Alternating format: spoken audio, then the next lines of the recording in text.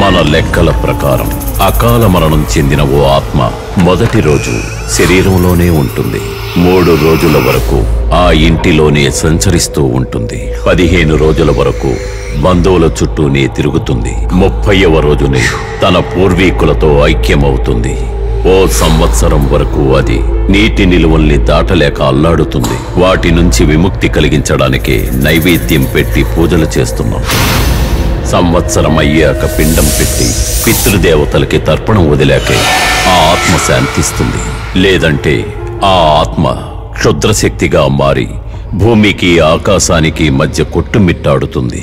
అలా కొట్టుమిట్టాడుతున్న ఓ ఆత్మే ఇప్పుడు మా ఆధీనంలోకొచ్చింది. అదేం చెప్పాలనుకుంటుందో ఇప్పుడు మనం చూద్దాం.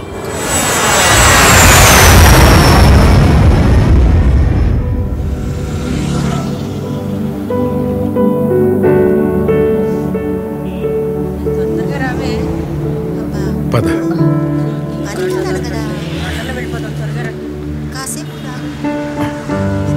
ఏంటి?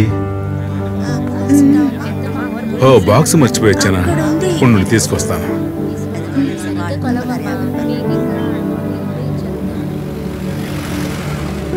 సార్ మేడం ఈ బొమ్మను మర్చిపోయి వెళ్ళిపోయారు. ఓ బొమ్మ గురించి చెప్పినట్టుంది. Thank you.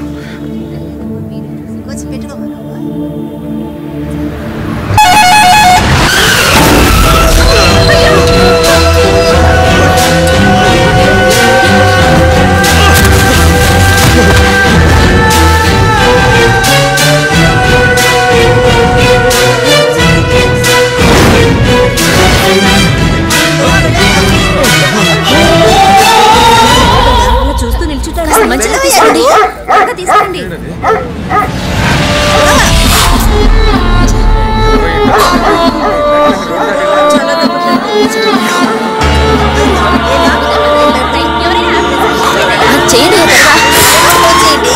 అందరు చూస్తున్నారేంటి?